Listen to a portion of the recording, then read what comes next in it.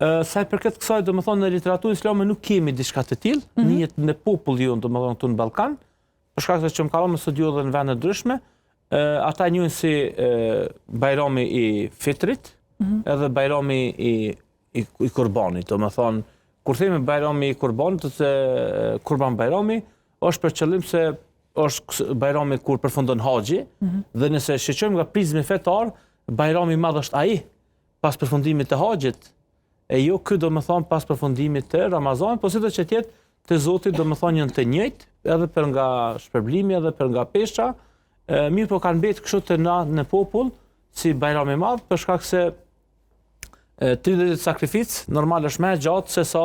2 javë ose 3 javë që haxhilerët i kalojnë ose pelegrinët në vendet e shenjta. Prandaj vetëm të populli shqiptar, më thëmë edhe të bosnjakët, përmendet ose bëhet kjo ndarje, përderisa pejgamberi sa kur ka treguar për festat, ka treguar që domthonë një festat tona që kemi Bajramin, ditën e Xumë, nuk i ka do me si themi gëzim i madh ose gëzim i vogël, sepse tash ne dëshëm apo nuk dëshëm, për shkak të